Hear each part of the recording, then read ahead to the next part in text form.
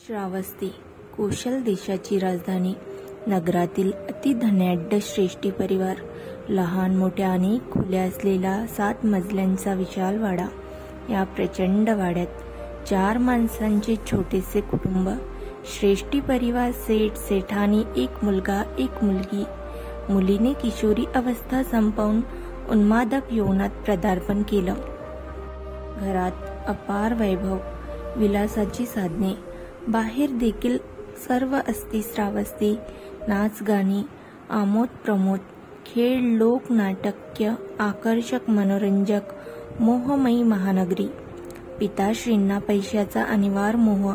रात्रंदिवस पैशामागेच धावपळ. रात्रंदिवस तोच ध्यास. मातेला समाजात मिरवण्यात, सांस्कृतिक कार्यक्रमात गुंतून गेलेली. मुलांच्या विकासाकडे कुणाचेच लक्ष नव्हते. त्यांचे योग्य ते संगोपन संवर्धन होत नव्हते. लहान मुलाला सांभाळण्यासाठी एक स्वतंत्र नौकर ठेवला होता. तरुण मुलीची काळजी घेण्यासाठी दुसरा तरुण सेवक. ज्याच्या वाईट संगतीमुळे त्या अल्लड युवतीच्या जीवनात काम वासनेची आग जागृत झाली. पाय घसरला नि एकदा पाय घसरला तो कायमचाच. विशाल हवेलीत एकांत अनाचाराला भरपूर मोकळीक मिळाली. दोघेही पापाच्या चिखलात दिवसेंदिवस अधिकच रुतले ते रुततच गेले. मुलीला 20वे वर्ष लागले तेव्हा मात्यापित्याला तिचे हात पिवळे करण्याची आठवण झाली. एका सुखी संपन्न प्रतिष्ठित घराण्यातील योग्य वराशी वांग निश्चय करण्यात आला. विवाहाचा मंगल दिन निश्चित करण्यात आला. आज घरात वराडी मंडळी येणार तेव्हा दोघा अनाचार्यांना चिंता वाटू लागली. परगृही गेल्यावर एक दुसऱ्याची दृष्टी भेटही होणे शक्य नाही. मग शरीर संबंधाची गोष्टच कशाला. वासनांच्या चिखलाने बरबटलेल्या पुतळ्याला नकली प्रेमाचा सुंदर जगा घालून भ्रामक त्याग भावनेची भडक आभूषणे चढवून दोघांनी आपली दुष्कर्मे झाकण्याचा प्रयत्न केला व घरातून पडून जाण्याचा निर्णय घेतला. दोघांचाही दृढ निश्चय, भले झोपडीत राहू पण एकत्र संगतीनेच राहू. घरात येण्याच्या आत त्यांनी पलायन योजना यशस्वी झाली. थोडे बहुत दागदागिने वस्त्रे गोळा करून श्रावस्तीला पाठ फिरवली आणि दूर एका छोट्याशा खेडेगावात जाऊन राहिले. साठलेलं पाणी किती दिवस पुरणार. आणलेलं सोनं नाणं पैसा अडका थोड्याच दिवसात संपला. पाप कर्माची फळे फडास येऊ लागली. अत्यंत दारिद्र्य अवस्थेत दिवस कंठण्याची पाळी आली. 2 वर्षात युवती गर्भवती झाली. गर्भाच्या वाढीबरोबर चिंताही वाढल्या. विपन्न अवस्थेत बाळंतपण कसं करायचं, बाळाचं संगोपन कसं करायचं. आई वडिलांची आठवण येऊ लागली. मन पश्चातापाने पोळू लागले. माझ्या दुष्कृत्याने त्यांची प्रतिष्ठा धुळीला मिळाली. ते निश्चितच रागावले असतील, पण आईबापच आहेत. मी त्यांची क्षमा मागितली तर ते क्षमा करतील. माहेरी लवकर जाण्याची इच्छा बळावली. मन उतावीळ झाले. पण प्रियकर पती घाबरला. त्याला वाटले श्रावस्तीला गेलो तर राजाची अकृपा होईल, राजदंड भोगावा लागेल. तो यायला तयार होईना. आज जाऊ उद्या जाऊ चा बहाणा करीत तो टाळाटाळ करू लागला. प्रियकराच्या खोट्या आश्वासनाने निराश झाले. गर्भाची वाढलेली अवस्था पाहून त्या दुःखी युवतीने एकटीनेच जायचे ठरविले. पती बाहेर गेलेला पाहून शेजारणीला सूचना देऊन ती श्रावस्तीला निघाली. वाटेत घनदाट जंगल होते. थकली भागली गर्भारशी निर्भयपणे मंद गतीने एकटीच चालत होती. घरी परतलेल्या पतिराजांना कळले तसा तोही आल्या पावली तिच्या मागोमाग निघाला. धावत पडत त्याने तिला गाठले पण ती परतायला तयार होईना. लाचार पतीही तिच्याबरोबर निघाला. वाट चालता चालता ती वाटेतच प्रसूत झाली. एका मुलाला जन्म दिला. पतीने फारच आग्रह केला तेव्हा ती परत पतिगृही परतली. अशा प्रकारे दयनीय अवस्थेत 2 वर्ष लोटली. पुन्हा गर्भवती झाली. आई वडिलांची आठवण सतावू लागली.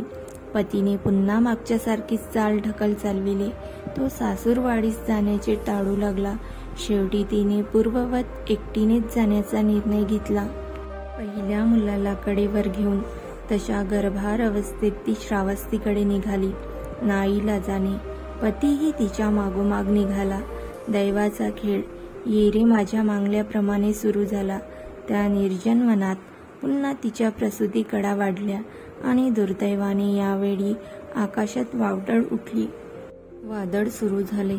वळवाचा मुसळधार पाऊस पडू लागला. आसऱ्यासाठी जरा देखील जागा मिळाली नाही. प्रसूतीकडा वाढतच होत्या.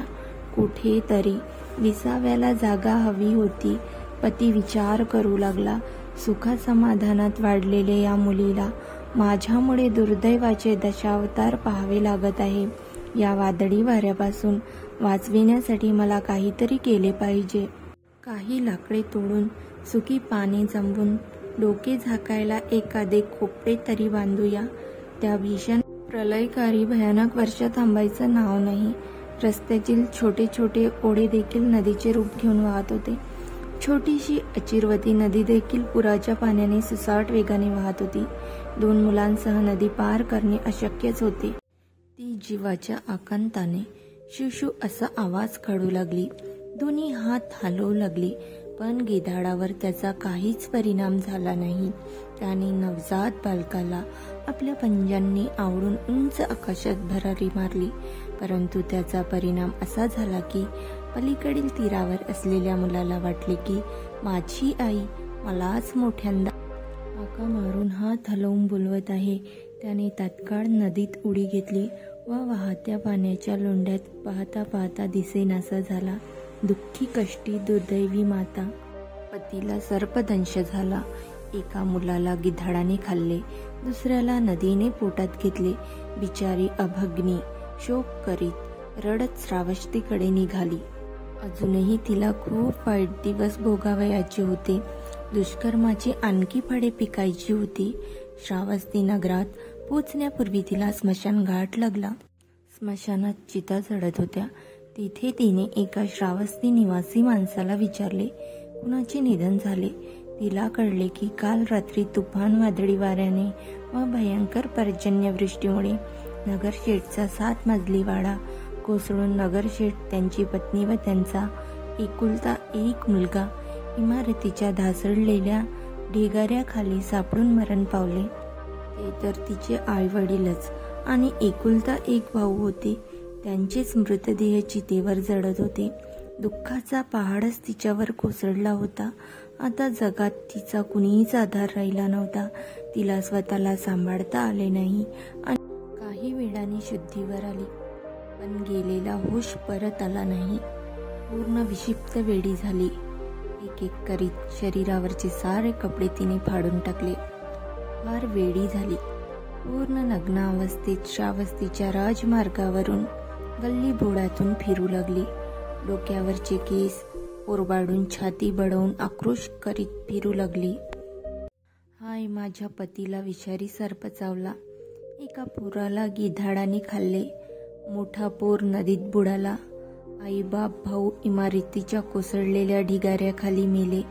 त्या सर्वांना एकत्रच जाळले. अशा विपन्न अवस्थेतही आपल्या पूर्वसंचित पुण्यामुळे एक दिवस ती जेतवन विहाराजवळून जात होती. तिथे भगवान बुद्ध लोकांना धम्म प्रवचन देत होते. लोकांनी तिला तेथे येताना पाहताच पळवून लावायचे ठरविले. ही आपल्या वेडगडपणामुळे धम्म चर्चेला बाधा तर आणणार नाही. एवढ्यात भगवान बुद्धांनी तिला पाहिले. लोकांना थांबविले. ती दुखियारी भगवानांच्या जवळ गेली. भगवान कारुण्यपूर्ण शब्दात म्हणाले, माझी दुखी बेटी, सांभाळ स्वतःला. त्या वाणीत प्रेममय अमृत होते. तिने ते प्रेममय शब्द ऐकले, मात्र तोच सावध झाली. विक्षिप्त अवस्थेत सर्वांगावरील वस्त्रे फेकून देणाऱ्या त्या स्त्रीने चादर अंगावर ओढून घेतली. म्हणून त्या दुखी स्त्रीला पटाचारा असं लोक म्हणू लागले. पटाचारा भगवानांच्या जवळ गेली. दोन्ही हात जोडले, पाय जोडले, मस्तक जमिनीवर टेकले. पंचांग प्रणाम करीत म्हणाले, भगवान मला आश्रय द्या. मी निराधार दुःखी आहे. बेटी, तू योग्य ठिकाणी आली आहेस. तुला इथे अवश्य आश्रय मिळेल. भगवानांच्या या आश्वासक शब्दांनी तिला धीर आला. महाराज, माझ्या पतीला कृष्णनागाने दंश केला. एका मुलाला गिधाडाने खाल्ले. दुसरा मुलगा नदीत वाहून गेला. आई बाप भाऊ इमारत कोसळून ढिगाऱ्यात सापडून मरण पावले. त्यांना एकाच चितेवर जाळले. आता या जगात मला कुणाचाही आधार नाही. कोण आश्रय देणार मला? आपले दुःखमय जीवन आठवून ती ओक्साबोक्षी रडू लागली. बेटी, आई बाप, भाई बंधू, पती पुत्र कुणीही शरण देत नाही. खरा आधार धम्म आचरणाचा असतो. आपण जो धम्म धारण करतो, जसे आचरण करतो, तो आचार धम्मस योग्य सहाय्य करतो. तेच आपले खरे आश्रयस्थान असते. तू कोणत्या आप्त नातेवाईकांसाठी दुःखाश्रू धाडत आहेस? या अनादी भवसंसारात तू अनंत वेळा जन्म घेतला आहेस. सर्व जन्मात तुझे हे प्रिय आप्तजन मरण पावले आहेत. त्यांच्या निधनानंतर तू जे अश्रू ढाळलेस ते सर्व जर एकत्र केले तर या 4 महासागरा एवढं पाणीही त्या तुलनेत कमी पडेल. आणि आणखी किती जन्म तू यांच्यासाठी प्रिय वियोग झाला म्हणून रडत राहणार आहेस? प्रमाद सोड. ही चूक करू नकोस. सावध हो, जागृत हो. या असीम दुःखमय भवसागराचे वास्तव्य स्वरूप समंजस माणसाच्या लगेच लक्षात यायला हवं व शीघ्रातिशीघ्र यातून मुक्तीचा मार्ग शोधला पाहिजे. कायमचे दुःख विमुक्त झाले पाहिजे.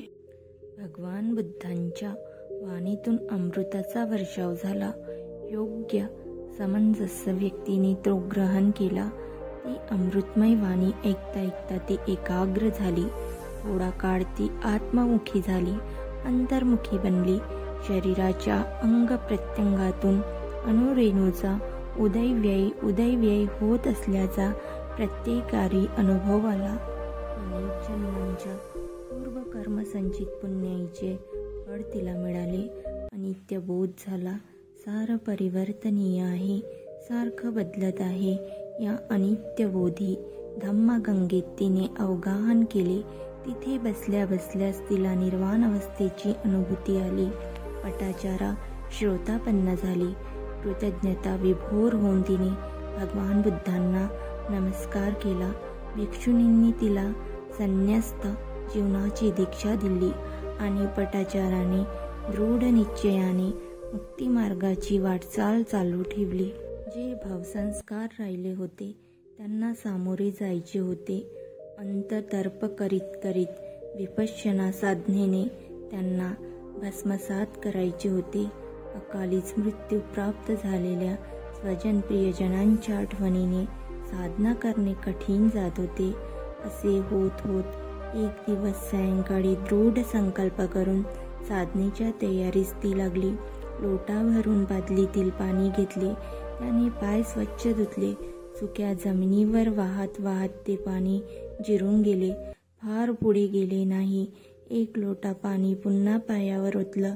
यावेळी देखील पाणी तसंच वाहत गेलं, पण पहिल्यापेक्षा थोडे जास्त दूर जाऊन जमिनीत जिरला. तिसऱ्यांदा तसंच ते पाणी वाहिले, पण आणखी दूर वाहत गेले नि जिरले. या छोट्याशा घटनेने तिच्या ज्ञानतंतूंना अलगद धक्का दिला. मोहजन्य अज्ञानाचा पडदा दूर झाला. जशी जलधारा तशीच जीवनधारा. या जगात कुणाची जीवनधारा अल्पावक्षात सुकते, तर काही जणांची मध्यवयातच सुकून जाते, तर काही वयोवृद्ध होऊन जातात. पण मृत्यू सर्वांनाच आहे. कोणी जिवंत राहत नाही. या मरणास्मृतीच्या आधाराने साधना करण्यास बसली. उदयव्ययाची सत्यता विपश्यना साधनेच्या द्वारा पाहिल्याशिवाय भले कोणी शतायू हो, पण त्यापेक्षा उदयव्ययाची अनित्य बोधाची अनुभूती घेऊन एक दिवसाचं जीवन अधिक श्रेयस्कर आहे, अधिक कल्याणकारी आहे. ही धम्मवाणी ऐकताच साधिका पटाचारीचा रोम रोम पुलकित झाला. मी जीवनाची गेली 25 वर्षे या उदयव्ययाच्या अनुभूतीशिवाय फुकट घालविली. आता भगवानांच्या अपार अनुकंपेने या सत्याचा साक्षात्कार झाला आहे. या सत्याकडे तटस्थेने पाहण्यामुळे निर्वाणाचे पहिले दर्शन झाले. याच उदयवेयाचे निरंतर दर्शन घेत घेत प्रगतीच्या पुढील अवस्था दृष्टीपथात येतील. शेतकरी शेतात परिश्रम करतो, नांगरण करतो, बीज पेरतो, तेव्हाच फळ प्राप्त होते. आता मी शील प्रतिष्ठित बुद्ध कन्या झाली आहे. त्यांनी दाखविलेल्या मार्गाने अप्रमत्त होऊन पुरुषार्थ केला तर परममुक्त अवस्थेला निश्चितच पोहोचेन, असा दृढ निश्चय करून ती आपल्या पर्णकुटीत विपश्यना करण्यास बसली. वळत जळणाऱ्या दिव्याची ज्योत मंद होत होती. ती वात सुईच्या टोकाने ठीक करण्याचा प्रयत्न करीत असतानाच विझून गेली आणि अंतर्बोध जगला. ज्याप्रमाणे या दिव्याची ज्योत मालविली त्याप्रमाणे माझ्या मनातील लोभ, द्वेष आणि मोह या संस्काराची ज्योत विझली तर मानवी जीवनाचे सार्थक होईल. भट्टाचार्याचा दृढ निश्चय पक्का झाला. विपश्यना साधनेची एक रूप झाली. शरीर आणि मनाच्या प्रपंचाचे, त्याच्या अनित्यतेचे लक्षण तटस्थ भावनेने निरीक्षण करता अंतर्मनाच्या गाभाऱ्यात सुप्तावस्थेतील संस्काराचे पापुद्रे निखळू लागले. रात्र संपण्यापूर्वी स्त्री श्रोतापन्नावस्थेतून सगदागामी, नंतर पुढे अनागामी व अनागामी अवस्थेतून अरहंत. भट्टाचार्या भगवान बुद्धांच्या प्रमुख शिष्यातील एक बनली. ज्या थोड्याशा भिक्षू भिक्षुणींना, गृहस्थ गृहिणींना भगवानांनी अग्र उपाधी प्रदान केली त्यात भट्टाचार्या ही एक होती. भिक्षुणीच्या विनय नियमांना जाणणाऱ्या व चांगल्या प्रकारे पालन करणाऱ्या साध्वींमध्ये तिची गणना अग्रगण्य स्थानी केली जाऊ लागली. तिने आपले संपूर्ण उर्वरित जीवन आपल्यासारख्याच दुःखपीडित स्त्रियांना धम्माच्या मार्गावर आणून दुःखमुक्त करण्यातच घालविले. आपल्या कल्याणासहित अनेकांच्या कल्याणाला कारण झाली. भट्टाचार्या विपश्यना मिळाल्याने आणि विपश्यनेला भट्टाचार्यासारखी साध्वी मिळाल्याने दोघीही धन्य झाल्या.